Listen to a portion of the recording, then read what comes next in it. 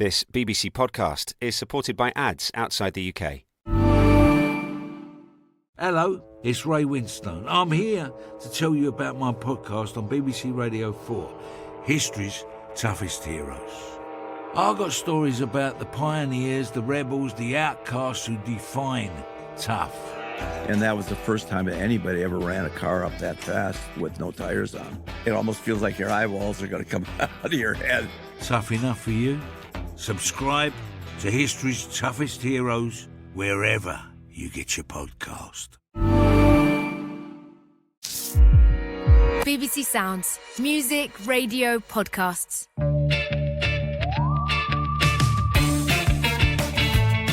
I'm Hannah Fry. And I'm Dara O'Brien. And this is Curious Cases. The show where we take your quirkiest questions, your crunchiest conundrums, and then we solve them. With the power of science. I mean, do we always solve them? I mean, the hit rate's pretty low. But it's with science. I'm very excited about today's Curious Cases, Dara. Well, obviously, we're equally excited about all Curious Cases, Hannah. But some more equally than others. And this one? This one is the day that I get to realise my lifetime ambition of befriending a crow. Ooh, that's not where I expected that sentence to end. No. Befriending a crow. Do you know how cool crows are? Crows to me are the establishing shot in a horror movie where, you know, oh, look, there's a crow. Somebody's going to get horribly impaled. That's what a crow is to me. Yeah. I mean, I think crows have got a bad rep. I think they've been unfairly represented as two-dimensional characters on screen. Oh, there's more to them than that. Such as? I mean, Dara, the collective noun for them is a murder. What more? What seems more to be information do you need? If we're writing a column of pros and cons, and I'm on con, the murder thing is surely on my side rather than yours, right? Are they very smart? Super smart. So there is all kinds of crow behaviour that has been written about, that's been observed. It's actually quite difficult to study scientifically. One of them is a crow court, right, where you get a naughty crow who's like stolen a bit of food, maybe been a bit of a jerk to other crows, and all the crows will form a great circle around them, and a senior crow in the middle will sort of squawk at them for a bit, and then after a while the crows will step in as if to punish the offending crow and peck at them until they've learnt their lesson.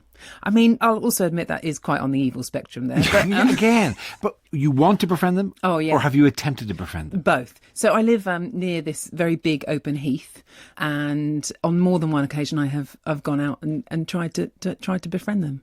I find that it depends on how much food I'm carrying. Yeah, that is always the thing about animals. Yeah. We kid ourselves that these animals in our lives are devoted to us. Oh, I've stopped giving them food. They're not devoted anymore. They get there.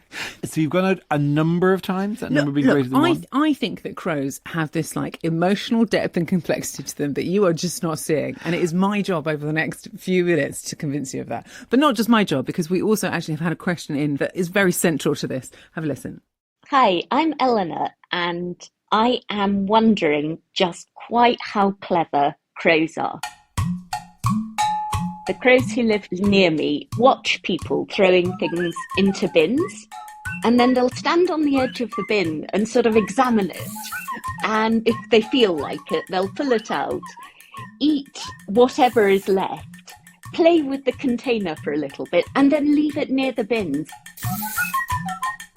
And when I tried to give one a strawberry, it clearly didn't like it very much. But it ate it anyway because I had deliberately thrown it to the crows. These creatures are so smart that are crows capable of very complex emotions, such as behaving politely towards people?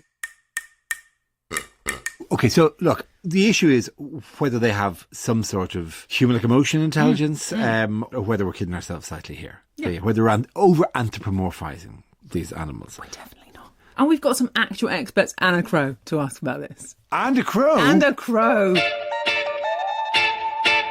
We are joined by Nikki Clayton, Professor of Comparative Cognition at the University of Cambridge, and Professor Andreas Nieder, a neuroscientist at the University of Tübingen in Germany, who studies crows' brains. We're also joined by professional bird trainer Lloyd Buck. And Lloyd, you have brought our most special guest, with respect to all of you. Who is this? This is Bran.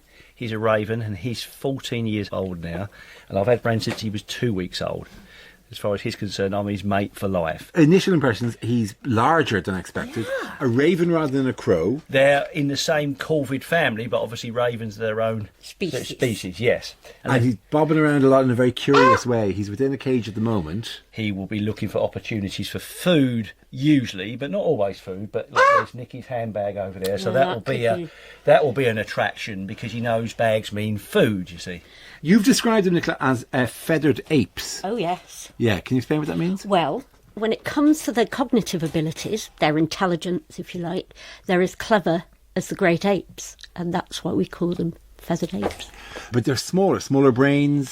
Smaller brains and smaller bodies. Yes. But if you look at their brains relative to their body size, their brains are as big as those of chimpanzees and the other great apes. And if we think of the traditional tests for this, tool making, social skills, ravens or corvids generally will pass all of these tests, will they?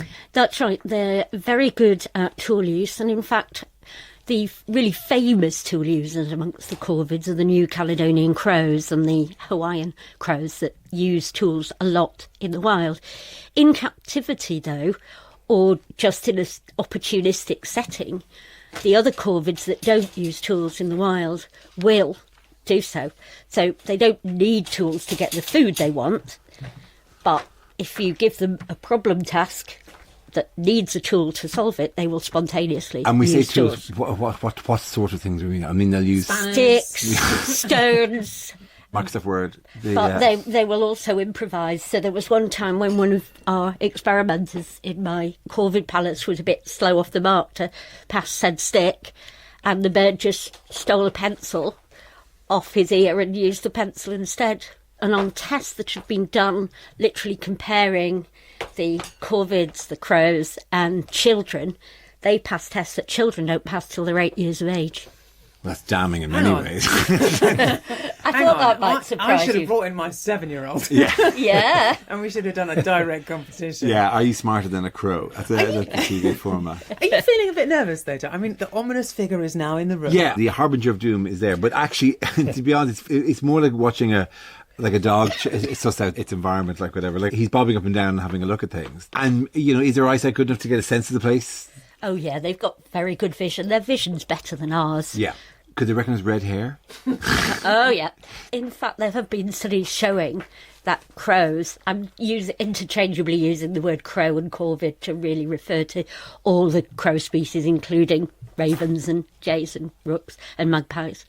But they're very good at recognising individual faces of human beings. Right, I need to have a word with my local crows. Yeah, they're really not putting the effort in here. Well. The thing is, though, they do have this sort of bad press, right? They do have this mythology around them. Why is that? Well, they have two kinds of mythology around them, don't they? They have the bad press of being the harbingers of doom and gloom and being somehow evil, probably because they're black.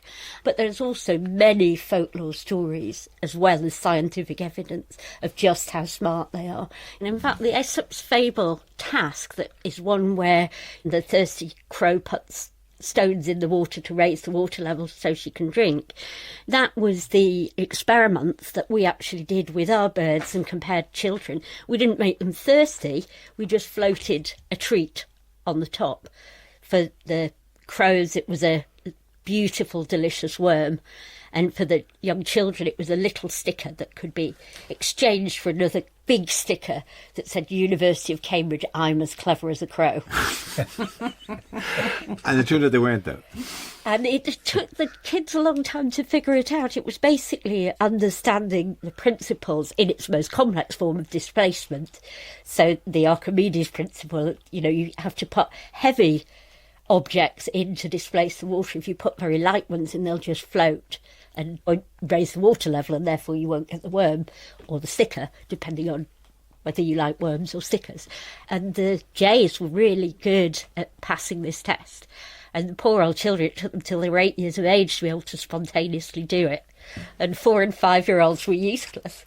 I was really surprised. I mean, kids have experience of soap that floats in a bath and ducks that float. As a matter of interest, when the results were coming through and you could see the crow was doing better than the children, were you delighted because you study crows or disappointed because you are a human? perplexed as to why the children were so bad. Beyond that, do we have a sense that the crows have a theory of mind? How would you describe a theory of mind, firstly? So, a theory of mind refers to the ability to think about what other people are thinking and how their thoughts might be different to yours. And the corvids are masters of this. So the thing they do for a living is they hide food. We call it caching. But they're really good at watching where others have hidden their food and stealing those caches, and also watching where the others who might steal their caches are looking in order to protect their caches. So it's kind of like this competition, you know. I'm being a bit careful. Will he know where I've hidden something? And both of you can see me now. Maybe I need to distract you and move it somewhere else. And they can keep track of all those things. And we know that it's not just a hardwired behaviour, that it's learned. So experienced birds who've had lots of experience of caching and stealing other birds' caches, if they're watched, when the other birds leave, they move it to a new hiding place. But naive birds who haven't had experience of stealing food don't do that. So in short, it takes a thief to know one. Talking of thieving, we have thieved a stone from Bran and hidden it somewhere in this room, Lloyd. Yes, his stone. Don't ask me why you like that stone. I want to see him try and go and get the stone. Well, do you want to take him out and we'll... Yeah, okay. Let's do it. Oh, no. Oh, well, hops up onto your arm. And look what he's gone to. Straight to his stone. Straight to the stone. Oh, knows. there's a treat under the stone He's got for a few him. crisps, hasn't he, I think? Yeah. And this is Oh, not God. not sense of smell that's guiding him. No. They've got a poor sense of smell. Bran, you going to come and... Can you talk to him? Like, does he understand your Oh, words? he's looking down there. Can you see? Because he's looking He looked down a tube. There's a rolled-up tube at the end. Yeah, no, he knows. So he's just exploring his environment, which is as compelling as it is if you release a kitten into the room or a puppy or any other animal. Does anybody want to have him on their arm? You are spiky, aren't you? Well, Hello. this has gone very This is a medieval. moment, So isn't it? you're wearing a leather glove at the moment, Hannah, with bits of meat on, and that is a very handsome bird. Does anybody else? Yeah. Dara, do you want to hold him? Yeah, go on with him. Left hand. And Left hand. yeah. Oh my God, that's astonishing. Isn't it beautiful? Does he have different calls that he uses as well? Yeah. And one of our little morning routines is he'll call 3 times and I have to go back to him and he'll call back to me. Can I ask you about his emotional intelligence then? Do you think that he does have a level of it? Yeah, I personally believe that. I mean, he can be in a good mood. He can also be in a bad mood. Or he could just be a bit quiet. Or sometimes he's really excitable and lively.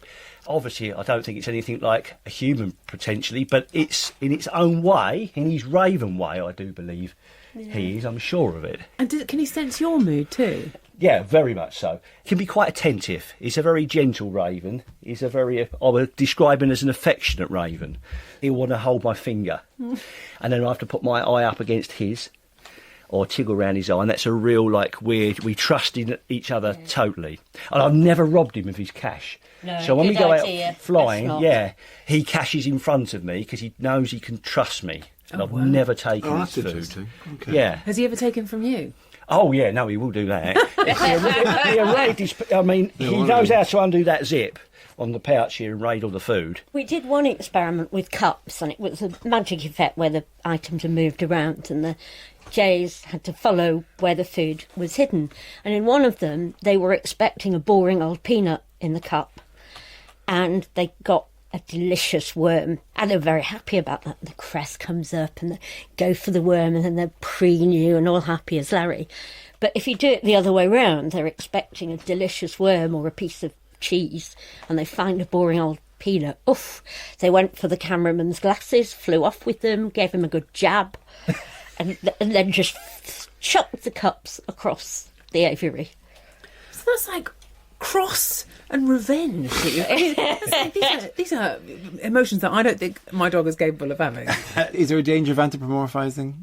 Well, I don't think with these, because they were experiments, but of course, whenever you have any kind of individual you're very affectionate with, you're bound to spot all the things you think are clever and ignore the things that aren't so clever. I mean, most parents do that with their children too. I mean, know. I think granted, we're allowed to anthropomorphise our own children. In terms of the way in which they experience emotion, they'll bond, of course, won't they, Andres? Am I right? Yes, that's certainly right that they can bond, yes. So there may be different mechanisms that allow birds to bond to humans, for instance. There's this phenomenon called cilial imprinting, which is a form of programmed learning that has been found in many birds that leads to a very strong and irreversible attachment of a bird chick to any object that is moving. And this object can even be a human that is around. So this could be one reason why these birds that are hand-raised are very attached to humans. But I think one of the things that's interesting with my hand-raised birds in my Corvid Palace is that they also form strong attachments with new PhD students coming into the lab. It's not just me who hand-raised them. In terms of enjoying the company of people who treat them well, I noticed you said that you put them in a palace, which sort of, I think, really defines how much you're worshipping these creatures. Yeah, well, they're very large aviaries, 30-metre long aviaries. I've got 4 of them. The palace can help me protect my birds. And do they repay that affection in any way? Well, I've been given gifts. Okay, such as? I've had a wine cork, I've had a screw top, I've had a walnut, I've had a marble, and I've had one of those tops off a beer bottle. I'm glad you mentioned gift giving. I want to play you a clip from someone who has first-hand experience of that as well. Gabby Mann started feeding the crows in Seattle, where she lived when she was 6 years old, and this is what happened to her. I came from the bus stop, and there was on like the porch area, there was like this ring with a stone, and I showed it to my mom, and she didn't believe me when I said it was given by the crows. My favorites, though, there's this pendant that I have that has best on it. And I always used to say that I think that they'd had the other end of the friend pendant, so like best friend. My mom dropped her lens cap while taking photos in her backyard. She was looking for it and couldn't find it. And the crows came back with the lens cap in their mouth, but had come back and had put it into a bird bath. I think that it's cool that a crow could recognize that my mom was probably looking for something, and being able to pick it up and go out of its way to like grab it and kind of in a way clean it. It's just little things like that the crows did that showed my family and I like how sweet they are. Giving that lens cap, it was just an act of kindness that they just did for us. It interests me because I've had cats for years. They will give gifts of dead mice, stuff you do not want. Cove seems to be a level above that of actually thinking about their audience, as it were, when it comes to the gift, like whatever. I think we're back to theory of mind, aren't we? Yeah, but there's an element of that like there. Does Bran give you gifts, Lloyd? No, that's something he's not generally doing. Interestingly, listening to that, with the lens cap, I think I might have a behavioural reason why that might have happened. Obviously, the crows wouldn't understand what a plastic lens cap is. But if you give a corvid something that's hard that they could eat, they will go to water and they'll put it in to soak it. So it could be they picked the lens cap up and thought, I wonder if we can eat this or not. It wasn't an act of kindness at all. It wasn't cleaning the mum's lens cap, it was just trying to eat it. Could you game this, though, to your advantage? Could you, like, train crows to go and do litter picking? It's been done. Yes. Yeah. Yes. So the story started in the UK at the M4 Mowbray service station. The rooks, actually, so another form of crow, closely related to the ravens, would stand on the edge of the bin in tandem and then use the bin liner as a tool to pull up the bin liner until it was flat on both sides. If you only do it from one side, the food goes to the other side where you can't reach. But if you do it in tandem, then it comes up, and then one would start tossing the food over the side, and then after a while the other one would fly down and protect the food so it wasn't being stolen by, I think it was a pied wagtail in the original footage.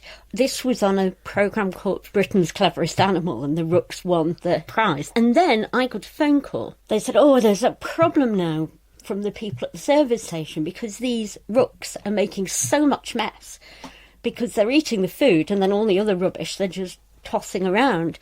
Is there any way you could train them to clear up after themselves? So a team in Paris actually trained their rooks to put the litter back in. And that part of Paris looks beautifully litter-free.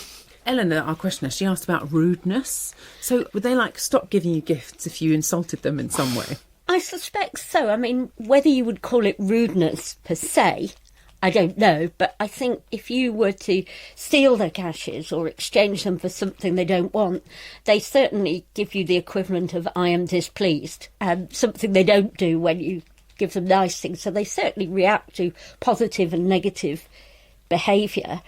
Whether there are other kind of behavioural differences when you're being positive versus when you're being negative that they're responding to rather than rudeness is an open question, of course.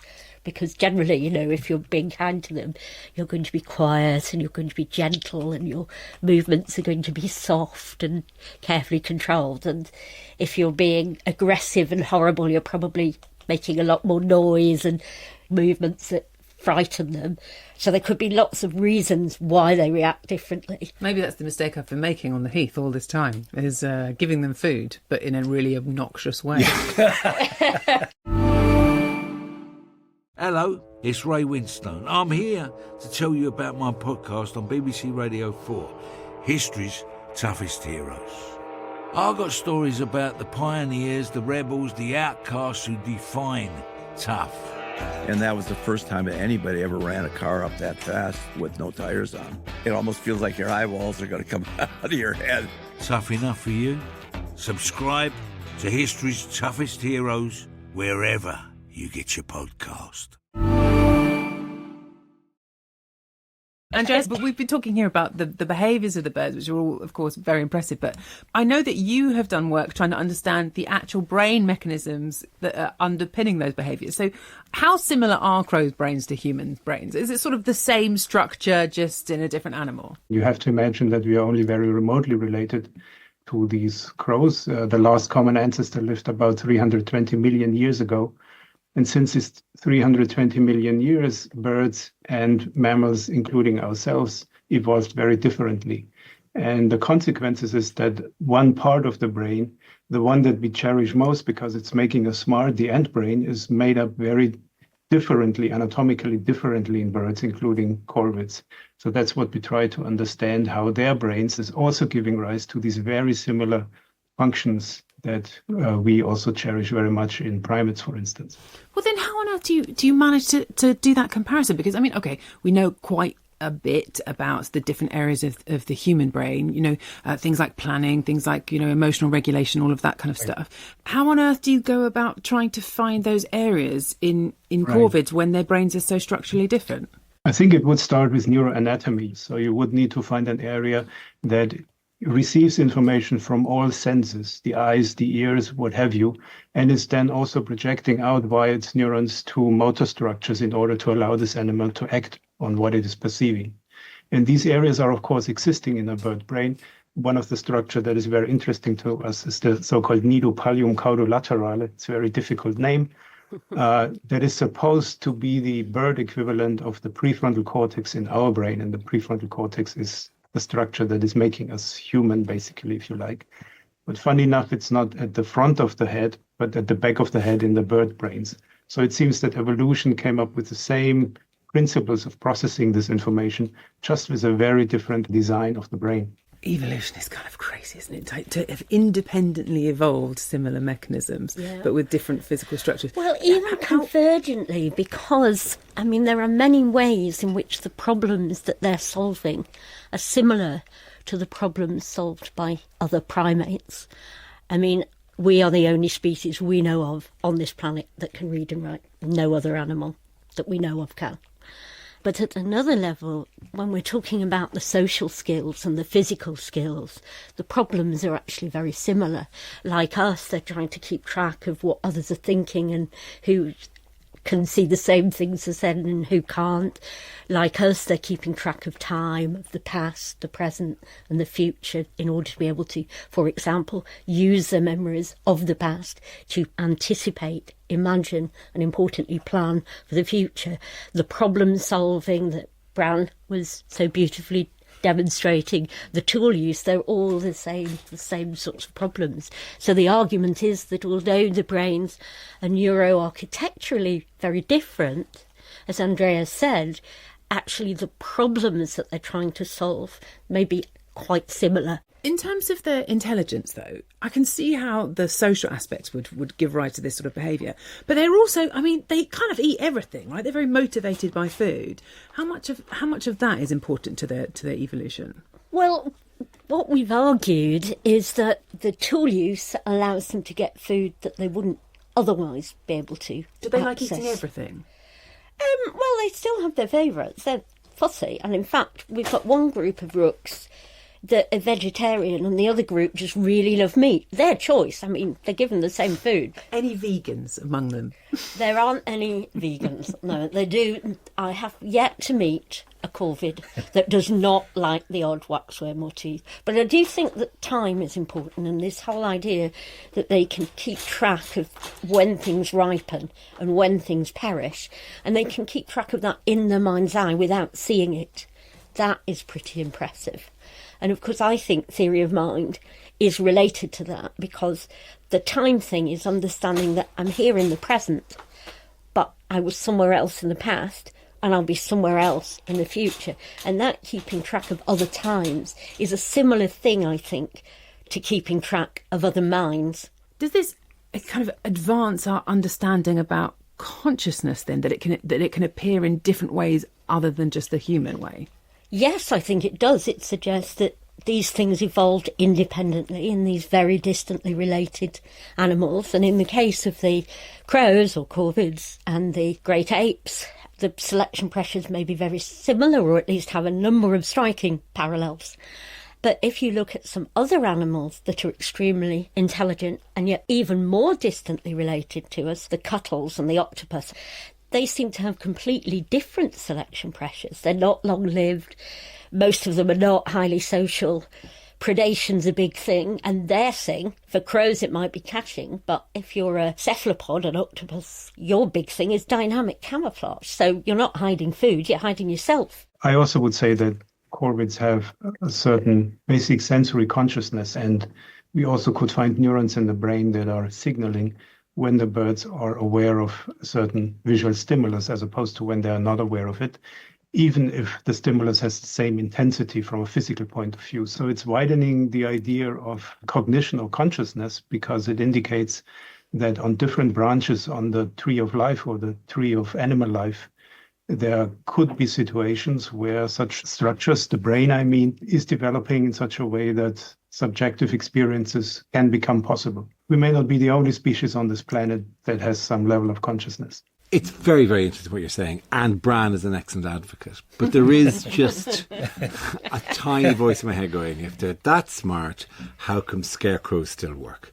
It does feel that a couple of sticks with a coat on them is enough for all the talk about how intelligent they are and what they can do. You put two sticks in a cross formation, stick a coat and a hat in it, and this guy will stay out of the field. And that surely settles the issue. Well, I'm not sure it really works with crows. It works with other animals. They wise up quite quickly. Yeah. Really? Yeah. Yes, very quickly. Yeah. Then maybe the smartest thing that crows ever done is not letting on that they're scared by scarecrows, and then just eating the seed. Oh no, Mr. Farmer! Oh, this is so scary! And then quietly going back and eating the feed. It's pretty remarkable. I'm now coming around to you in that. It's been an absolute pleasure to have you in, Professor Nicky Clayton, Professor Andreas Nieder, Lloyd Buck, but more than any of you, Bran the Raven. Thank you for coming in. I think I have scratched my corvid itch. There we go. Yeah. Fine. Whereas I am already imagining what type of throne I'll build on which I will have my ravens gathered around me. You can borrow my cape. Oh, that'd be great. That would be the final finishing touch. Cool. Subscribe to Curious Cases on BBC Sounds and make sure you've got push notifications turned on, and we'll let you know as soon as new episodes are available.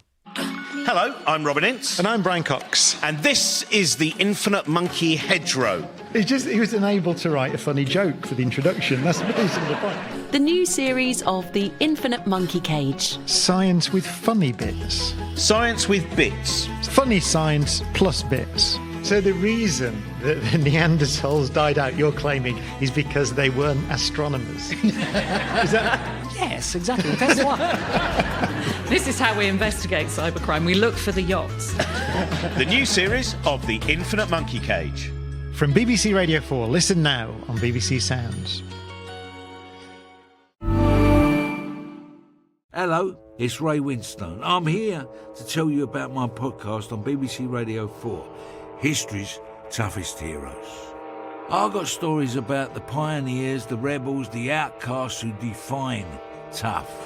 And that was the first time that anybody ever ran a car up that fast with no tires on. It almost feels like your eyeballs are going to come out of your head. Tough enough for you?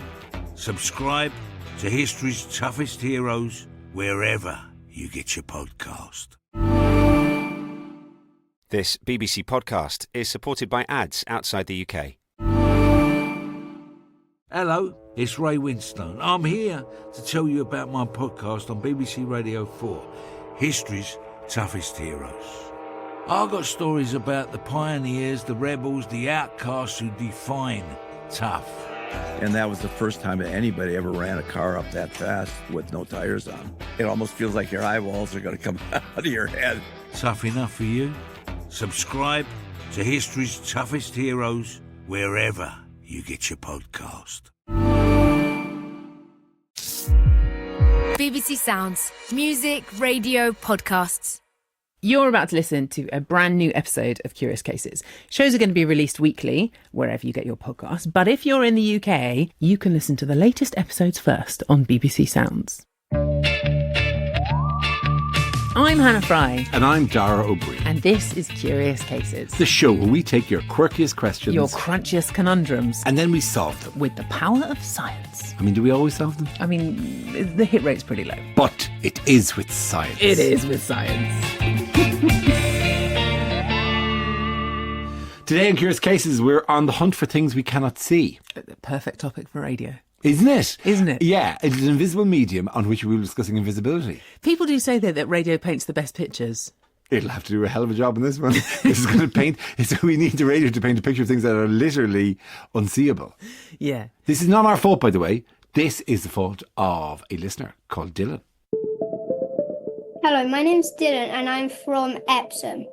I would like to know if anything in the universe is truly invisible, and if so, what and how? I think that is a spectacularly good question. I think there's going to be hardcore physics here. What I will say, though, is as a general trend, I don't think using the word fault to people who are sending in questions is... I think that might... sorry, is that the wrong tone? That might preclude people from wanting to send them in. Please send in your questions. I won't blame you for it if it makes the show technical or difficult or filled with science. That you're right. That is actually the whole point, isn't it? Or double down. Let's go on to who can anger us the most. In fact, if you want something invisible, my ire, just until it erupts, it's there bubbling away, and oh my God, absolutely. What do we have to answer? So we're going to disdain that you have for Dylan. No disdain for Dylan. That's a genuinely brilliant question. And he's cut to the nub of a really, really interesting topic. You know, I mean, and we're going to keep it physics. It's not going to be about but can we truly see love? Or it could be. I mean, who knows? Yeah, or ghosts. Maybe these physicists are going to come in and say, yes, there is something truly invisible, and it is... the Nordic spirit of Kufufafal, who comes out every winter into the winter landscape and arranges the snow on the trees. If that happened, if one of the physicists went suddenly... Wow, that'd be amazing. Or the other way, if we went that way, when they come in with a sheaf of paper about black holes, and they've done all the study on this, and we're going, but what about, just happiness? Is that measurable? Is it? I mean, look, I think the chances of this episode going in that direction are low, but not zero. Okay. In the studio with us to reveal the hidden universe, we have Andrew Ponton, Professor of Physics at Durham University. And Matthew Bothwell, the public astronomer at the University of Cambridge and author of The Invisible Universe. I mean, sounds like you're the man to... Doesn't it? Just hand it over to you. Simple question starts off then. What do we mean by invisible? Well, it's not one of these words that you need to sort of break down the etymology, right? I mean, invisible just means not visible, anything you can't see with your eyes, I guess. I mean, in this studio, there are invisible Wi-Fi signals and there's invisible heat radiation bouncing around. And we live in this whole invisible world. Okay, so why is air invisible? I mean, it's still made of matter. Well, it's just because light waves that we see with our eyes, the optical light waves can just travel through it like pretty unimpeded. If we could see with different wavelength eyes, then air would be very, very visible. Like if you could see with infrared eyes, for example, then the atmosphere is a brick wall. Like the atmosphere is completely opaque in the infrared. So if we had infrared vision, the sky would be black. Who figured this out first? Who was the first person who noticed these spectrum outside of our vision? Well, it's a long scientific detective story. I think it's the infrared, which was discovered by a guy called William Herschel. Very famous astronomer, discovered all kinds of stuff, including the planet Uranus. He was playing with the spectra you get from sunlight, doing the famous Isaac Newton light through a prism thing. And he noticed that beyond the red end of the spectrum, there was some sort of heat. And so he was like, aha, there must be some sort of heat. There's some invisible aspect to sunlight that's heating this thermometer up. Can you repeat this yourself? Okay, so you know how sometimes you get like light coming through the window, there's a bit of a rainbow on that it casts. Can you do this yourself? Can you put a good thermometer? I've never tried it. I think you probably could, right? I mean, he was able to do it in the 1770s, so with a state-of-the-art thermometer. So I would guess the answer go was beyond the red of a rainbow on the floor from whatever glass, and stick a thermometer into that empty space, it'll start heating up. Yes, you will notice a tick upwards in heat because there is some infrared light being diffracted by the prism that your eyes can't see, but your thermometer can pick up. I have an infrared camera with me. Do you want to have a play with it? It just looks like a phone. But it's not. It does. No, yeah, it's an infrared camera. Oh, you can actually see. Sorry, you have a very red nose, by the way. Do you know what? I knew every time. I mean, I don't want to be all Rudolph about it, but I know, it is. Yeah. Oh no, actually, sorry, I'm stand corrected. You all have red noses. all have very red noses. Does infrared pass through materials? It depends on the material, right? So yeah, it can travel through sort of the air around us reasonably easily. It can't travel through sort of 100 miles of air in the same way that optical light can. Yeah. And so this is seeing a wavelength of about 10 microns, about 10 micrometers, and that wavelength just not come through the atmosphere at all. But something thin like a plastic bag or something. So if we were to take, for example, and thank you for building up that, if you were to build a series of glasses that contain either ice or water, so different temperatures, obviously, same thing at different temperatures, you would be able to see them from behind plastic. Yes. Thank you very much. Just before we move on, I'd just like to tell you that you are red all over, apart from the tip of your nose. Wow. old Johnny Cold Nose over there. That's interesting. Between us, we make one warm version. Okay, so we have 5 glasses of water which are being lowered behind, I think, what looks like a bin bag, a very scientific piece of equipment. And with the camera, we should be able to see which glasses are warm and which glasses are cold. So obviously, optically, we can't see anything at all. We can't see the glasses at all, exactly. Yes. But can we hold up the camera then? We can. Should we do this together, Hannah? Let's do it. Oh, look. Oh, my gosh, that's incredibly obvious. So there are, you can see all 5 glasses appearing on the infrared image. I mean, very clearly. 2 of them are bright orange with sort of a yellow glow around them. And then the other 3 are like these dark blue spots. So, okay, it's the ones, so from left to right, it's ice, hot, ice.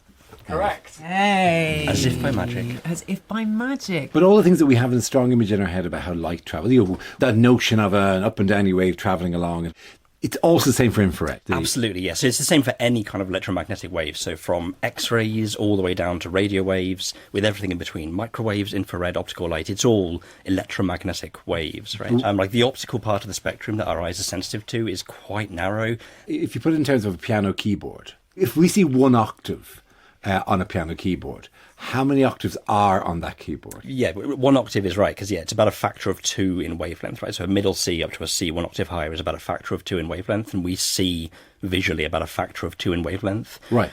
So the entire all of the light or all the electromagnetic radiation coming down from the universe is something like 65 octaves from the highest energy gamma rays all the way down to the lowest energy radio waves. It's about 65 octaves, so about 8 or 9 grand pianos side to side, compared to our vision, which sees 1 little tiny octave in the middle. We're useless. We see almost nothing. Well, then, so almost everything is invisible to us. Andrew, most light we don't see. And that's just an evolutionary trick. That's just the way we have developed. Yeah, absolutely. I mean, the key thing is that the sun emits light of particular colours, and generally speaking, most of the energy from the sun does come out around about the kind of wavelengths that we are sensitive to, that our eyes are sensitive to, and also that the atmosphere lets those wavelengths through. So we're sensitive to the things that are easiest to see, if you like. I think we've got to be careful about the definition that we're using here then, because, okay, if it's like invisible as in you just can't see it with your eyes, that feels like a kind of not quite the right definition here.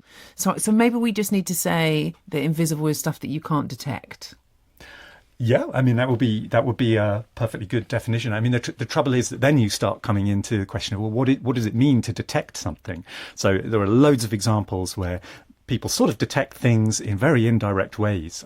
I mean, if we go to astronomy, the discovery of the planet Neptune, for example, was not done by pointing a telescope at the sky and seeing that Neptune was there first. It was actually done by measuring the way that other planets were orbiting around within our solar system and going, hang on a second, something doesn't look right here. It looks like there's another planet that we've never seen that's pulling the planets that we can see around. And that turned out to be absolutely right. In the end, a telescope was developed that was sensitive enough. If you pointed it in the right direction, you could find Neptune for real. But at first, do you want to call it a detection or not? I don't know. Is it a detection? Is it a deduction? You start to get into language questions here. But there was one point where people thought there was an invisible planet. Well, yeah, I mean, they thought there appears to be a planet there, but we just can't see it directly. I'm stretching the definitions of invisible here, to be honest. Okay, here's what I want to know. If you pop up to space, little spaceship, and then you start having a look around using those kind of invisible lights, as it were, do you see different things? Yeah, 100%. You see a completely different universe if you look at the sky with this invisible light. But if you look in the far infrared, for example, so like super long infrared wavelengths just before they become microwaves and radio waves, and you look at our Milky Way galaxy, instead of listeners might be able to picture the Milky Way galaxy that they've seen sort of hanging on walls and so on. In the far infrared, the Milky Way galaxy looks enormously puffed up and dramatic and volatile, like the huge loops and sheets and whirls of dust being thrown up out of the plane that we can't see with our eyes. It looks completely incredible. You see this completely alien universe when you look in any other wavelength but the ones we're familiar with. And we have sent up all manner of different things. Now that the blinkers are off and we realise there's a lot more going on than we could possibly see, we've sent up telescopes in X-rays, in infrared, in ultraviolet. We're constantly getting images of all these different... Yes to all of this, yeah. We've sent up, I think basically, if you can name it, we have sent up a telescope that can see it. What's an X-ray of the universe look like? Oh, it looks amazing. You see these, the galaxy looks very dotty, and each little dot is a black hole. Isn't the whole point of black holes that you can't see them? Well, yeah, so black holes are called black holes because the gravity is enough to swallow light, right? So there's what we call the event horizon, the outside edge of a black hole, and anything that goes past that, even light, is swallowed. But we can see black holes because before things fall past the event horizon, they sort of swirl around the cosmic plug hole a bit. Black holes are quite messy eaters, so anything that falls in sort of gets all kind of churned up into this, what we call an accretion disk, this sort of swirling maelstrom of stuff being gobbled up by the black hole. And because the gravity of the black hole is so strong, that swirling maelstrom goes incredibly fast and gets incredibly hot. And at those temperatures, you glow with X-rays. So if you take an X-ray of the sky, you can see black holes glowing. It's incredible. Oh, I like that.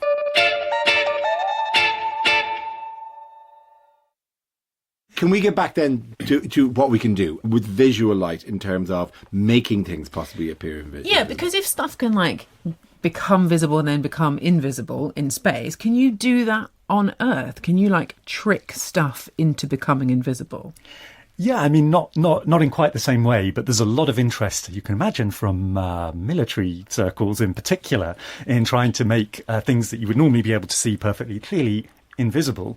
And by designing special types of materials, people are making steps towards being able to do that, like a sort of invisibility cloak that you can put round things. It's very early days, as far as we know, unless there's any kind of very secret technology that nobody's told us about.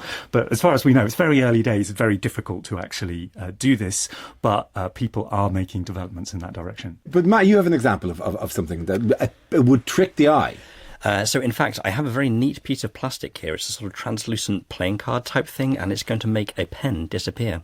An actual invisibility cloak. Yeah, exactly. And I think the word trick is right. It is literally a magic trick you can buy. So the trick is called Lubor's lens. I think that's how it's pronounced. But it's what's called a Fresnel lens. So there are tiny little scores. I'm holding up a sort of translucent playing card sized thing of material. And there are these tiny little scores in it which bend the light around an object. And it's sort of direction sensitive. So it will let you see vertical things, while horizontal things become almost invisible. Go on, give it a go. Okay, so if you come over... So you've laid out like pens, basically, in a kind of a grid formation. Exactly. Yeah. So we have 3 vertical pens and 1 horizontal pen, Yeah. and if you hold up the lens like so... Oh my God, yeah. The vertical pens are unchanged, and the horizontal thing just completely disappears. And if you rotate it 90 degrees... I make the vertical disappear. You get the opposite effect. It's very surreal, isn't it? It really works. I want to see. So does Andrew Bronson. Oh my gosh, that is really. It's uncanny how well it works. Wow. Hang on, sorry, let me. Oh wow, you can make your own finger disappear. That's cool. That is genuinely really impressive. As long as the military want to hide pencils from their adversaries, you could attack people if you stayed horizontal the entire way, and then we're against a vertical grid. That's remarkable how effective that is. Yeah, I mean, yes, obviously in incredibly specific circumstances. So it bends. Sorry, explain to me again. It bends the light. So it takes the light from the sort of the edges and redirects them towards the middle, because your eyes are expecting to see this horizontal pencil in the middle, but where the light would be coming, you actually see the light from the edges that have been redirected. Which is why you need the vertical light, because it gives you a sense of, you can see a similar strip. Exactly. If you take the vertical things away, you just sort of see a smudgy blur and the illusion doesn't really work at all. Well, actually, interesting. There is, in fact, a whole area of physics that's dedicated to making special materials called metamaterials that bend light in fancy ways, like you showed us there, but could one day produce a better invisibility shield. Here's Dr. Mitch Kenny from the University of Nottingham to tell us more. When everybody thinks about invisibility, their mind goes straight to Harry Potter. So essentially what he's got is a magic sheet that he can wrap around himself, and what this sheet will do is allow light to come from behind him through the cloak into your eyes and vice versa. And there's a field of physics called metamaterials, and these metamaterials are hoping to achieve something very, very similar. If you were to place an object in the middle of these metamaterials, you could guide light around them. It's a bit like water flowing around a post or something like that. It's all about the flow of waves and recombining the waves on the other side, so that what you see is the thing that's behind the object. You don't actually see the object itself, it's cloaked. So a lot of the time the building blocks used for invisibility cloaks consist of small metal C-shaped rings with a little opening on one side. They're probably about 1 or 2 microns in size, a thousandth of a millimeter, I guess you would say. When the light gets absorbed, because of these properties of these metal rings, you can reshape how light leaves, so you can control which direction it leaves and how much of the light is also absorbed. To my knowledge, no invisibility cloaks have been made for visible light yet. So the best that we've sort of done at the moment is a little block that is a few inches across, or maybe a few centimeters. And what would happen is that it only works from one direction. That is the problem. It works for one wavelength, or sort of one colour, you could say, of light. Not a colour that we can actually see, though. So you would actually see the metamaterial just sat there, and you'd be wondering, well, what's that there for? So we'd see the cloak, but we wouldn't see... It's not perfect, It's really far from perfect. The military application thus far is you can have very, very skinny, one-dimensional soldiers, or really, really tiny ones that are a couple of inches across and approaching from only one direction, as long as they were not visible in the visible light spectrum from the first place. So, I mean, I think in the long term, there's a hope that you'll be able to do this at visible light. The reason that it's a bit easier to do for this like sort of longer wavelength light, so infrared microwaves or radio waves, is because basically the way that you are redirecting the light is, instead of using the properties of atoms and molecules, which is how light normally gets manipulated in everyday life, you're actually trying to create little structures that are on a similar scale to the wave itself. And those little structures are the things that kind of redirect the light and get it to do crazy things. So you need to be able to fabricate those structures, you know, physically make them on a similar scale to the size of the wave that you're trying to redirect. So if that's radio waves, no problem. You can easily make something with sort of centimetres, metres scale. But if you're talking about visible light, where it's actually more like a millionth of a metre, the thing that you're trying to redirect, your structures also need to be a millionth of a metre or smaller.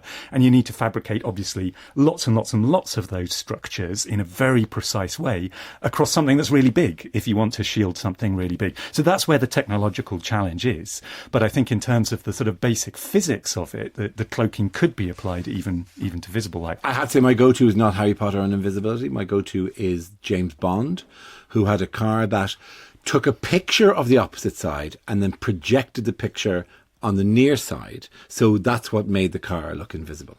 That could only ever work from one angle, though.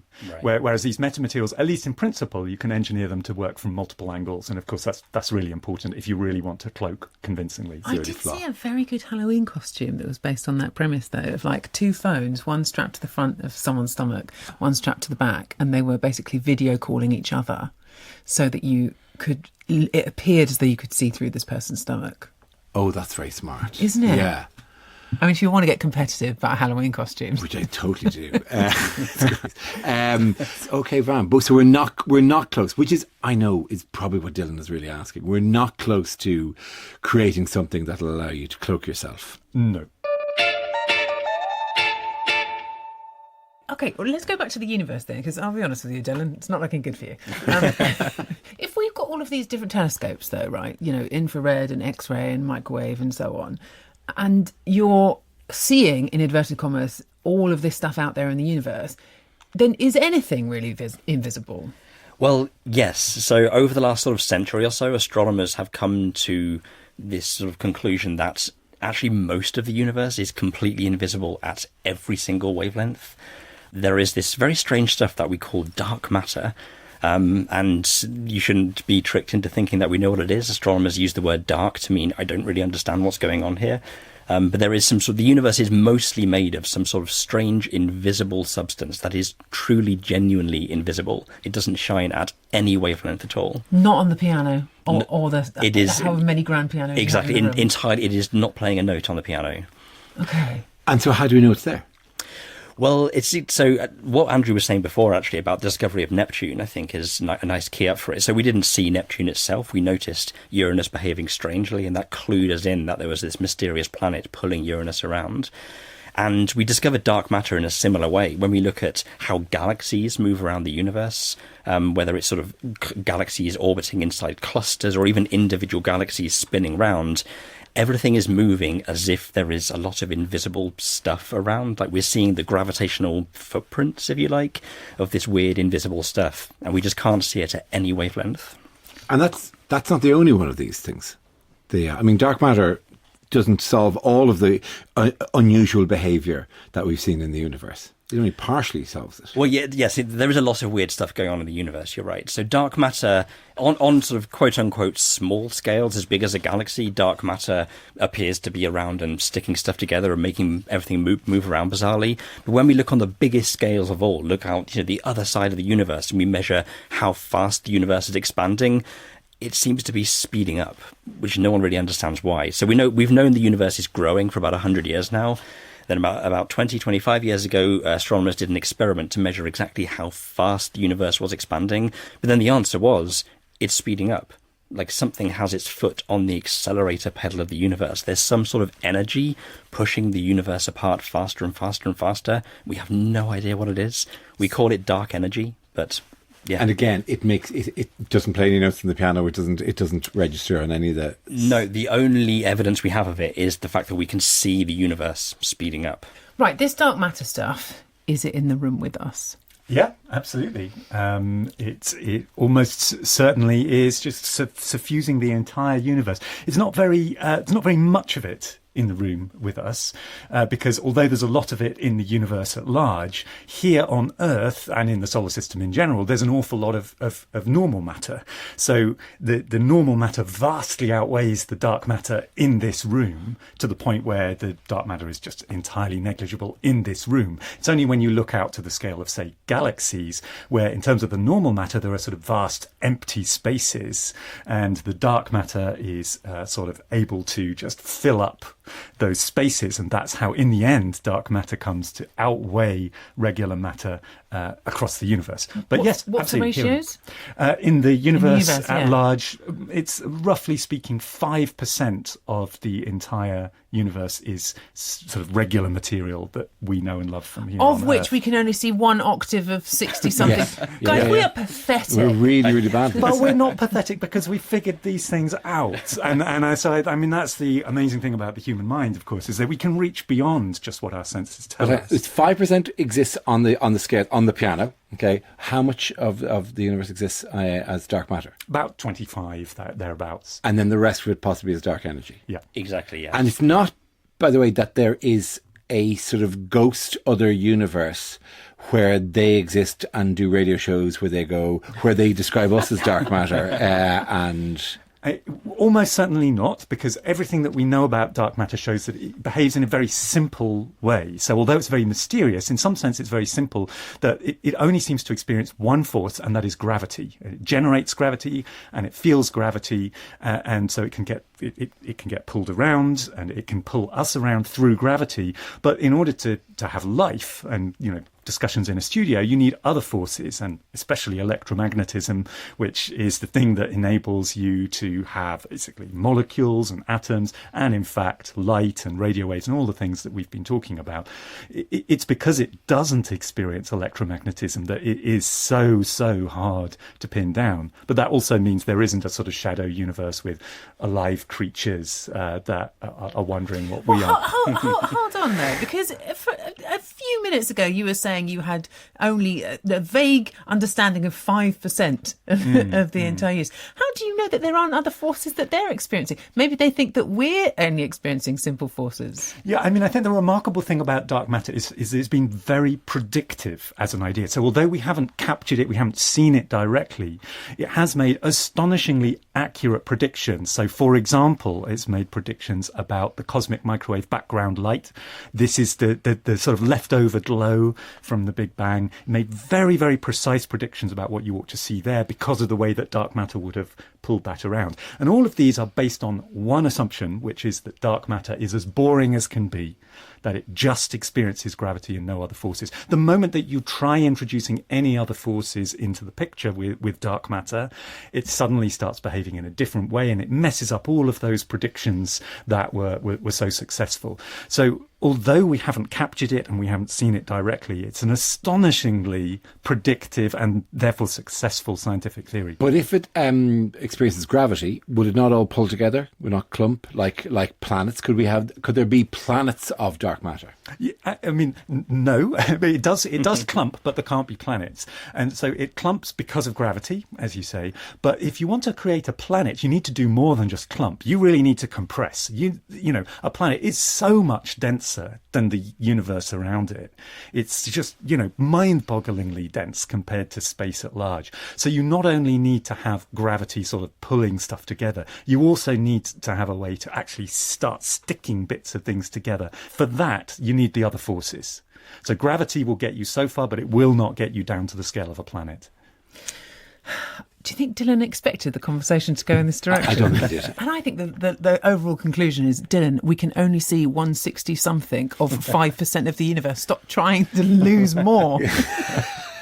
Also, the main thing is what are we regarding as invisible? Because we can detect the behaviour of a lot of things, like whatever. Similarly, if you did actually have a Harry Potter invisibility cloak, you'd still be able to smell the teenage children who live in a boarding school as they walked around. Whatever. There is still a residue of other stuff going on here that you would spot. So I think we can safely say it's not happening. It's not a perfect thing. Yeah, no. Going to go with the no.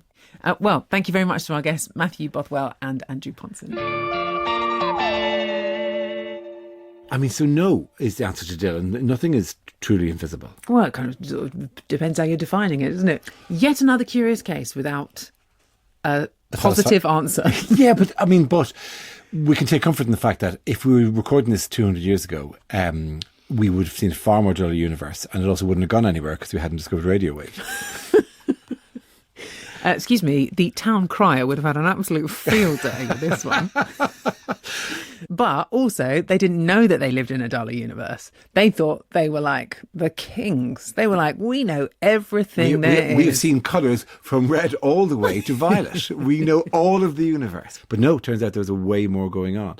Will Dylan be happy with that, though? Do you know what? I think any simple seeming question that ends with dark energy is all right by me. He wants to make things disappear. Should we just send him the... Oh, that's a good idea. We'll send you the little lens thing. Yeah, there you go. So you can pretend that, yeah. In the very specific conditions of a horizontal pencil against some vertical pencils, yes, we've got you an invisibility cloak. Subscribe to Curious Cases on BBC Sounds and make sure you've got push notifications turned on, and we'll let you know as soon as new episodes are available.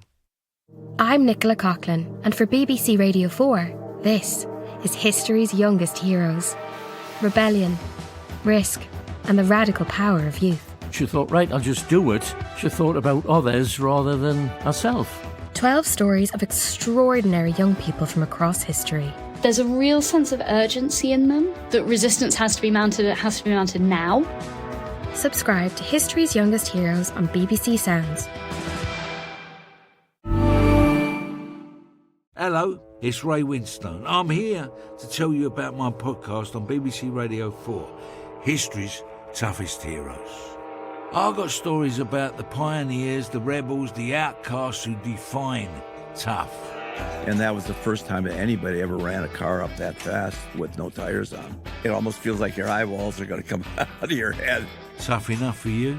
Subscribe to History's Toughest Heroes wherever you get your podcast. This BBC podcast is supported by ads outside the UK. Hello, it's Ray Winstone. I'm here to tell you about my podcast on BBC Radio 4, History's Toughest Heroes. I've got stories about the pioneers, the rebels, the outcasts who define tough. And that was the first time that anybody ever ran a car up that fast with no tires on. It almost feels like your eyeballs are going to come out of your head. Tough enough for you? Subscribe to History's Toughest Heroes wherever you get your podcast. BBC Sounds. Music, radio, podcasts. I'm Hannah Fry. And I'm Dara O'Brien. And this is Curious Cases. The show where we take your quirkiest questions, your crunchiest conundrums, and then we solve them. With the power of science. I mean, do we always solve them? I mean, the hit rate's pretty low. But it is with science. It is with science. I think you'll like today's Curious Cases, Dara. Why is that? It's all about size, all about being tall and large. And as an unusually tall comedian... Am I unusually tall? Like, I'm tall, 6'4", right? I suppose I'm not in. I feel like I'm not in the unusually tall. And when there's like Greg Davis who's 6'7", and Steve Marsh is 6'8". I mean, how tall can these things get? I mean, you're notably tall, but yes, not rather than unusual, like really that people go, oh, how do you function in society? Because, with the chairs and the doors. It's and all not the only thing that anyone wants to talk to you about. No, it's not. It's not the opening thing a lot of the time. And instead, all it does was I was tall enough that I would get just the respect of people. You'd automatically people, because people, from being a child, you're used to looking up at older people and authority figures. So therefore, tall people just get this. I think I'm probably. I reckon comparatively, I'm as tall for a woman as you are for a man. I reckon. And you've lived your life surrounded by respect. Yes, respectful glasses. Yeah. So the question I'm asking is, how tall can you get? How tall can you get? How far can this go before it collapses in? I mean, great question, Dara. And would you believe it? You've exactly hit the nail on the head for today's episode, because we have had this question in from a listener. I have a sneaky little inkling we're going to be able to squeeze some maths into this one. Have a listen. Hi, I'm Andrew. So my question is, how large can an animal get? The blue whale is the largest animal today, and it may be the largest animal that's ever existed. And then you have the movies where you have titans like Godzilla and Kong that are even larger. So my question is, what does the science say about how big a single animal can get on land or in the sea?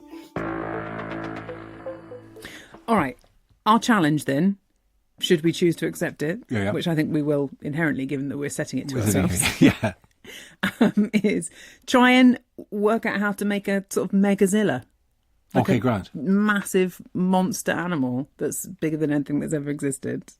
And then hopefully inherently just maybe there's an island somewhere. Right? Maybe so it's already there. Exactly. We've got to keep it scientifically possible. I think okay, fine. Okay, grand. So not ridiculous. Not ridiculous. Yeah. So we're basically going to work out the rules for how big can something get. How big can something get? Could it possibly exist? Maybe it exists now. Maybe it's listening in on an island somewhere on a shortwave radio. We can say huge for sure. creature going, wait till they get a load of me. Well, joining us on the quest for new giants of the animal kingdom, we have Ben Garrett, Professor of Evolutionary Biology at the University of East Anglia. And Dr. Tori Herridge, an evolutionary biologist at the University of Sheffield. So we're looking for the biggest things that can be, but looking back, have you a favourite giant animal from evolutionary history? Well, my specialism of all the animals are mammoths and elephants.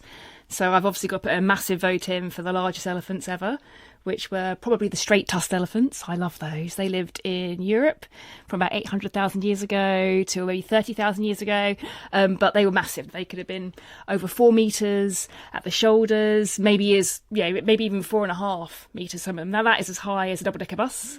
I mean, even the 4 metre ones, like if you put your hand out the window of the double-decker bus, you could probably pat them on the head. I think it's massive. So that's a big elephant, 10 tonnes plus. So much bigger than an elephant nowadays, right? Yeah, well, so an African elephant can reach, the biggest African elephant ever recorded was 3.9 metres. But typically, at the shoulders, the head, but typically they're a bit smaller than that. These ones were on average bigger and could have maybe pushed even higher. And let's say, an African elephant male, 6 tonnes maybe. This is like 10 tonnes plus. This is big. And why did they die out? Well, some people think really humans had a big hand in it. For the straight-tusked elephant, it's not clear.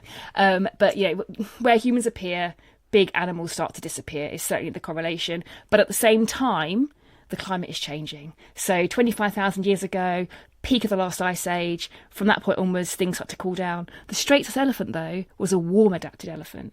It was really happy in warmer climates. So it used to be found in Britain. Have they found fossils of them in Britain then? Yeah, loads. Really? Yeah, loads. Like the great elephant of Slough. So, well, Hannah, you're like this.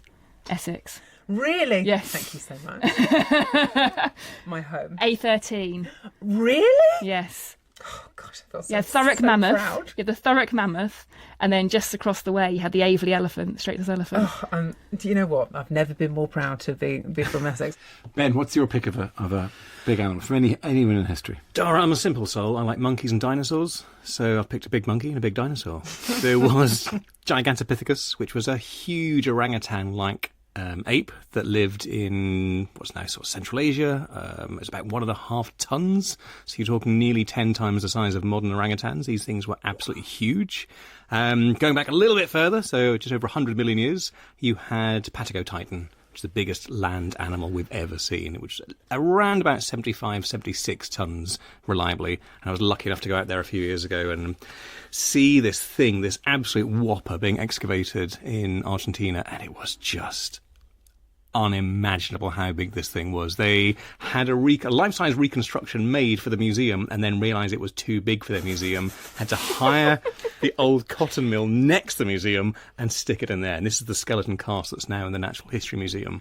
And this thing was, so Dippy, the Diplodocus, around about 17 tonnes. This was 75, 76 tonnes. It's at that threshold of how big we think things could be on land. When it lifted its head up, if it could indeed lift its head up, it was almost the height of a 5-storey building.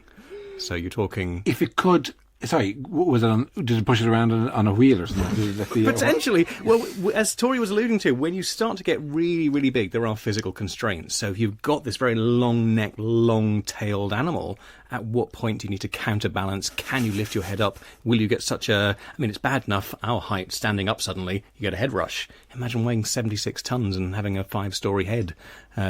We don't know whether the pressure change was too big. There are so many variables we don't quite understand about scaling at the moment. What do you understand about it though? I mean, did there have to be any special adaptations in the sort of structure of the body to be able to get up to that sort of size?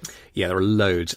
So these things had what we call pneumatized bones. So effectively, I'm not saying hollow bone because they were filled with air sacs, but some of the vertebrae, the backbones that lead from the skull down to the pelvis, were, I mean, the size of this table, you're talking 3 or 4 feet across, and yet they were filled with air spaces. So almost like a giant crunchy bar, because their respiratory systems, rather than unlike ours, they didn't go straight from the mouth, nose down to the lungs. They would extend all the way through their skeletal structures as well, which partly allows a more efficient respiratory system at that size, but also reduce the overall weight as well. Wait, sorry, they're like breathing in through their backs? Yeah, and through their skeletons, so right through their long bones, through their vertebrae. And modern birds do the same. If you look at the respiratory system of a pigeon, it isn't mouth to trachea to lungs. It goes all the way through, right down to their feet, basically, which is a leftover adaptation from the dinosaurs.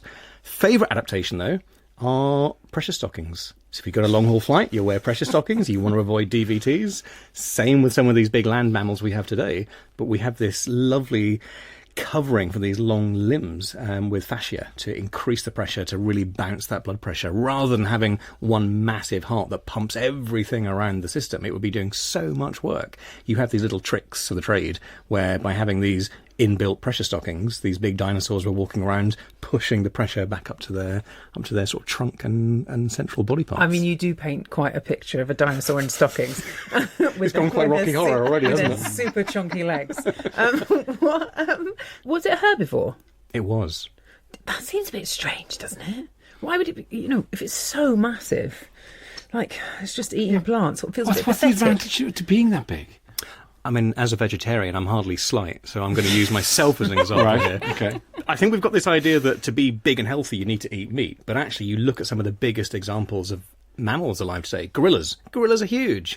They sit and eat nettles and thistles all day long. Cows are pretty big, just eating grass. So this ability to eat poorer quality diet, but having the gut space to accommodate that, allows you to eat a lot of something that other things don't want to eat, and also gives you that time to, whether you've got multi-chambered stomachs or you've just got a huge volume, it allows you to fill a niche that others typically don't.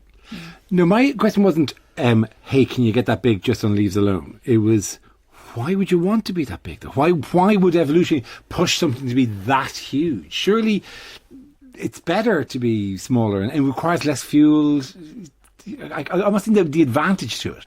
If you're really small, you don't need to eat as much. But again, everything's going to try and eat you.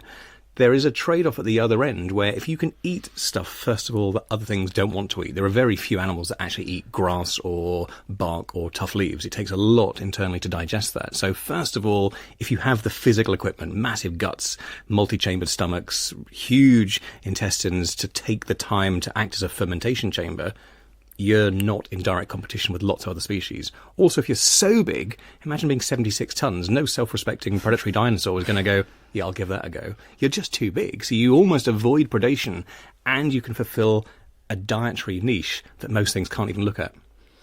Does the stockings help with the attracting? I think they're just optional.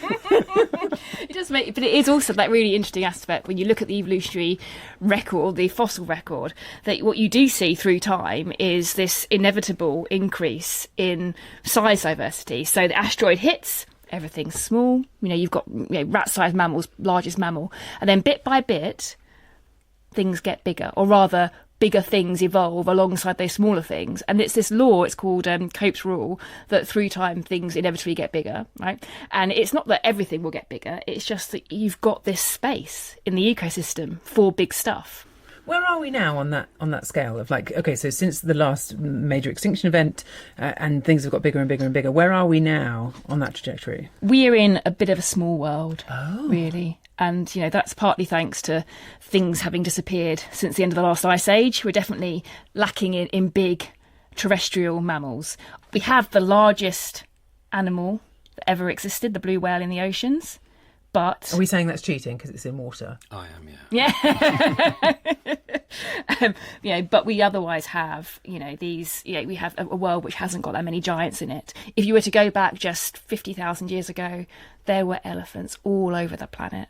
Elephant and elephant races, yeah, exactly, right. And everywhere apart from Antarctica and Australia. But that it was a world of far more giants than we have now. And the animal that you mentioned, and the animals we regard as being the big animals, Diplodocus, for example, or whatever, the titanosaur, are four-legged, big chunky body in the middle, long neck, long. Is there something about that shape which is just stable and strong for being a big animal? Yeah, when you start to look at body shape, when you start scaling up, it's not typically that you just take a hedgehog and make it 5 tons. That just wouldn't work. You have to have certain adaptations. As you start to become bigger, you start to see this columnar approach to the limbs. You start to see these really column-like limbs that just, like the big elephants, like the Paraceratherium, like some of the big dinosaurs, they're very much like a temple, like an old Grecian temple, just somehow slowly walking. A squirrel or a porcupine or a rodent, a smaller rodent, are very curved limbs in their approach. You can't just scale up. So when you get to a certain size, you typically see these big-bodied animals with limbs that fall directly beneath their body. They're four-legged. But adding those long necks and those long tails almost works as a counterlever in terms of the physics. You start to offset the balance. You can't just have a body that big with a massive neck and head with a tiny pigtail at the end. I mean, it would look amazing. Just keep falling over. Is there any good straightforward law about this scaling? Any kind of rule that it has to happen, basically? So if you imagine you've got, say, something which is, let's say, like a 10-gram mouse or something like that. Yeah. If you wanted to make a giant mouse, a mouse the size of a cat, one that could chase a cat instead of the other way around, if you were to go up to that size, just because of the way that surface area and volume works, right? So if you were to get a mouse and you were to say, okay, wait, twice the size in height, the surface area of its skin, of the cross-section of its bones, would go to the square, but its volume, just by doubling its height, would go to the cube. And so that basic principle, which is just simple maths, right? It just has to happen that way, has all these downstream effects to the physical actions of its skeleton. Because if your weight is increasing faster than the surface area of your bones, you are going to reach a point based on the material properties of your bones where your body weight is too heavy for the bones supporting it. So you get a mouse, you double its height, it means you increase the surface of your skin is 4 times as much, and it means the volume, as in the weight of it, is 8 times as much. Exactly, yeah. And if you do that to a certain extreme, that has all these kind of impacts on it, or you basically get to the point where your skeleton cannot support your weight, and so something has to give. So if you took a human being by 1950s science fiction, you have a black box like they have in 1950s science fiction, where you put something in and it doubles in size. A 16, or like let's say a 12 foot tall human walks out of the box. It immediately breaks its legs. Immediately breaks their legs. That's what happens. The legs collapse underneath them immediately. Yeah, and also probably their blood starts to boil or something at the same time, because your metabolism also is a problem there, because your metabolism, all your cells in your body are producing heat as you process food, and that heat, we have to regulate our body temperatures, but you're producing heat like that, and that the number of cells will increase with the volume of your body, so that goes up like that. But you can only lose heat through your skin by surface area, and so if you don't basically change the way your metabolic rate scales in some way, as you did that, if you were to scale up a human and everything went at the same time, we basically doubled our metabolic rate, we doubled our size, our blood would boil effectively, because it couldn't escape. So the only way you do that is to follow the rules that we see in nature, which is to basically have your metabolic rate not increase at the same rate as your volume. And these laws you see again and again and again, they're called scaling laws, and quite often you see them to the 2/3 law, so because it's surface area to volume. And if you actually look at the data, which is really interesting, across, say, mammals, you look at a mouse all the way through to an elephant, the data does seem to suggest that sometimes it does indeed look like metabolism scales to the 2/3. If you look at other data, sometimes it looks like the 3/4, which is really interesting because the 3/4 scaling law is seen in other systems as well. I mean, it's just one of those like weird, like, woo, universal law. How exciting. This does remind me of a particularly memorable maths question that I got in a mathematical biology paper by an unusually eccentric professor. And it was, there are 2 dogs and a bear. The 2 dogs put together weigh the same as the bear. Which would live longer if you fed the 2 dogs to the bear or fed the bear to the 2 dogs? So basically, what's more efficient? What's more efficient? Exactly. Yeah. And then exactly as you're describing, because the bigger you get, the more efficient you have to be. You can't sort of be running at the same metabolic rate as smaller creatures, because otherwise you'd overheat and it would be catastrophic. Your blood would boil, as you say. So the larger you are, the more efficient you have to be, which means that the bear would eat the dogs and be more efficient with that energy. Yeah, it would keep it going for longer. Keep it going for longer. You'd end up with animals for longer. So we're saying there's the same amount of meat, by the way. So yeah, because I was getting too complicated going there that the dogs would be leaner than the bear, and therefore there'd be more eating in the bear than there is in the dogs. I think I was assuming a spherical bear. Yeah, okay, great. So presumably a consistent bear of exactly the same amount of mass. It's just a meat bear and 2 meat dogs. Yeah, and they weigh the same. Study maths, kids. Okay, great. But the idea is that if you fed the same amount to one big animal, it will go through it slower than if you fed half that amount to an animal half its size. Exactly. Hello, it's Ray Winstone. I'm here to tell you about my podcast on BBC Radio 4, History's Toughest Heroes. I've got stories about the pioneers, the rebels, the outcasts who define tough. And that was the first time that anybody ever ran a car up that fast with no tires on. It almost feels like your eyeballs are going to come out of your head. Tough enough for you? Subscribe to History's Toughest Heroes wherever you get your podcast. All of these things that change with size, one thing that doesn't, how long it takes to empty your bladder. Well, you know this? There was a study.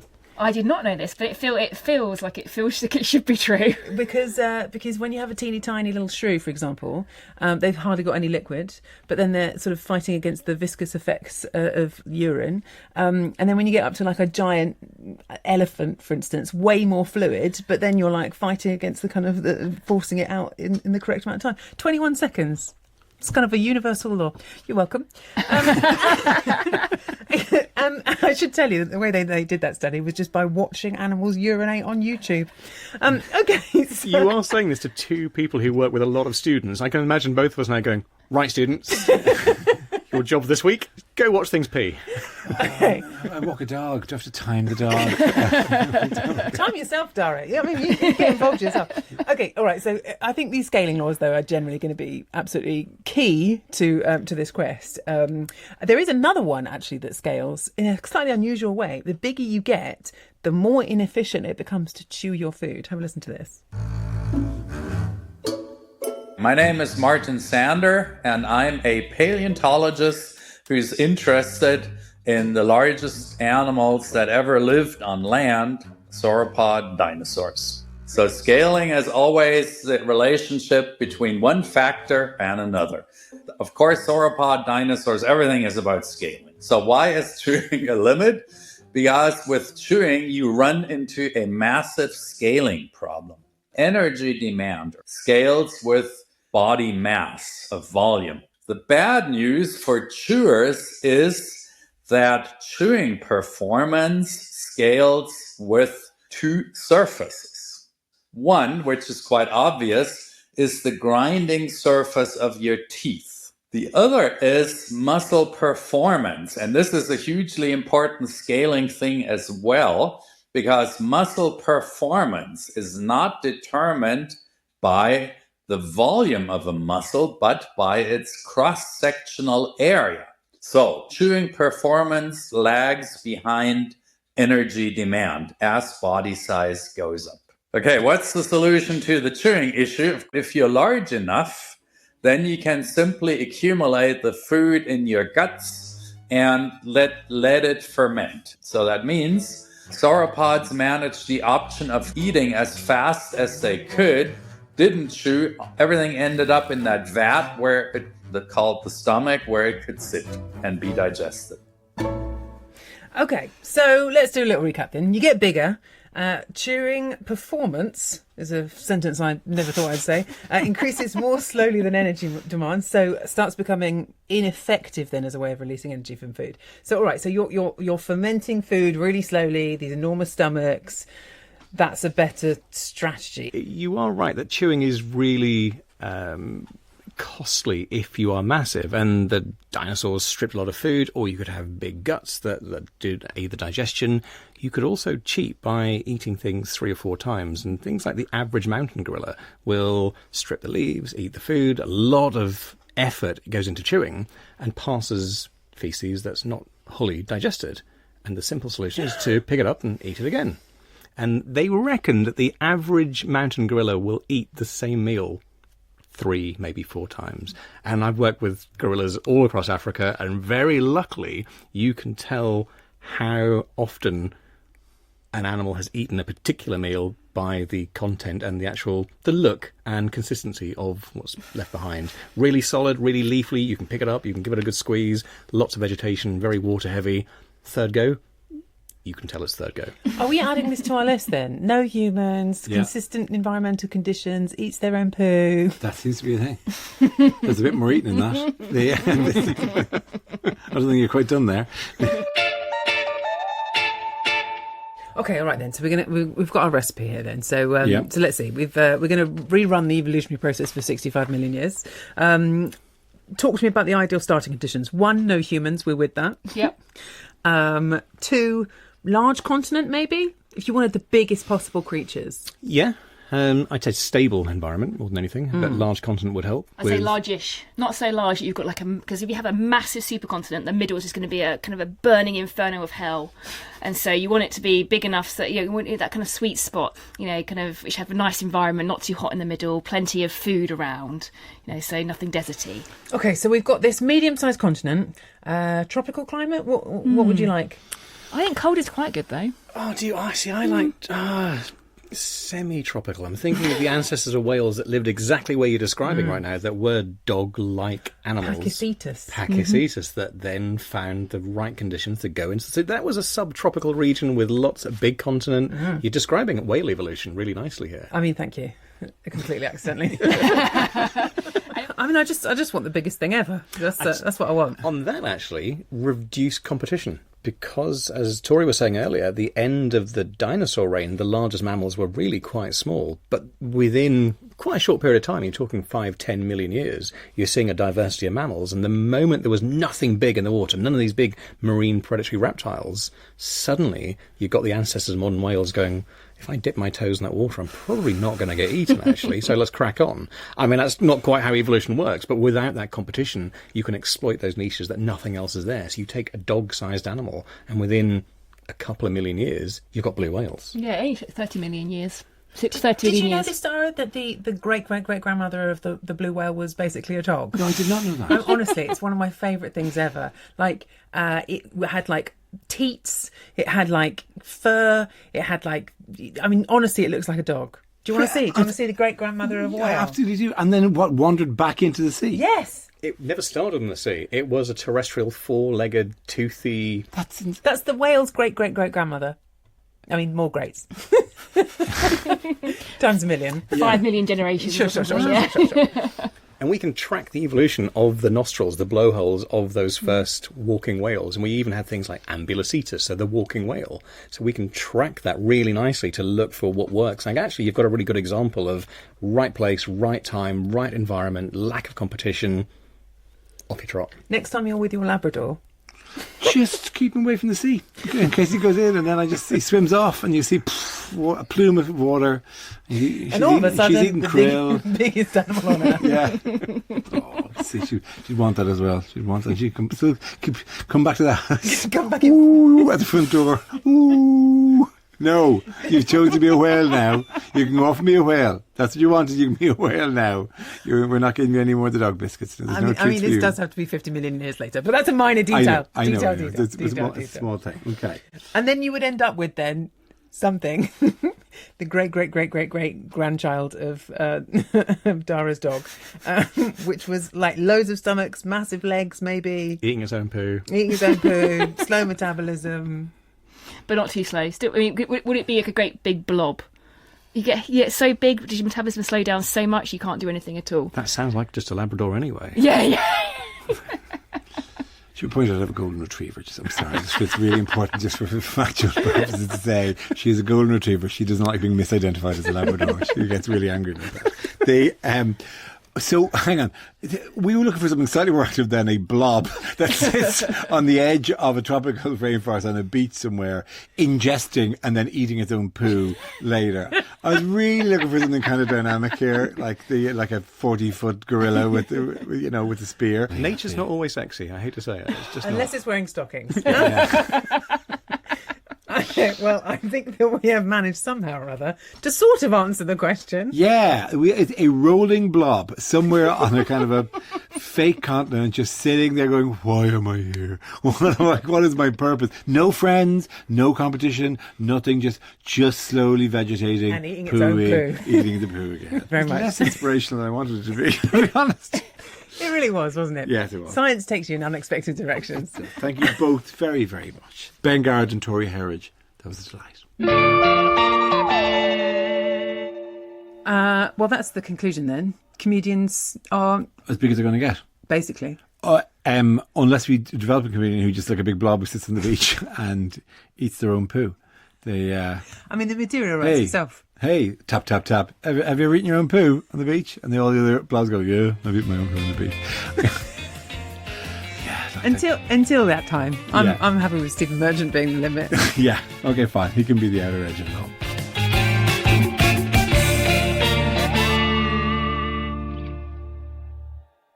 Subscribe to Curious Cases on BBC Sounds and make sure you've got push notifications turned on, and we'll let you know as soon as new episodes are available.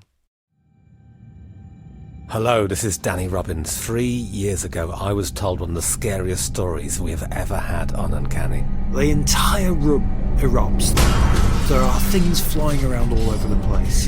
In 1973, a young climber called Phil spent the most terrifying night of his life in an abandoned house in the Scottish Highlands. We're absolutely terrified. And we hear this thing going around the building. Now, we are going back there with Phil, returning to Louisbelt, 50 years on, to confront whatever he experienced there. There it is, Phil. Yeah, that's it, all right. Poking up over the hill like a grim spectre.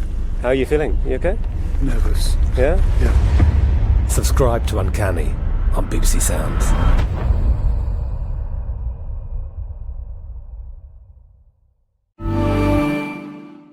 Hello, it's Ray Winstone. I'm here to tell you about my podcast on BBC Radio 4, History's Toughest Heroes. I've got stories about the pioneers, the rebels, the outcasts who define tough. And that was the first time that anybody ever ran a car up that fast with no tires on. It almost feels like your eyeballs are going to come out of your head. Tough enough for you? Subscribe to History's Toughest Heroes wherever you get your podcast.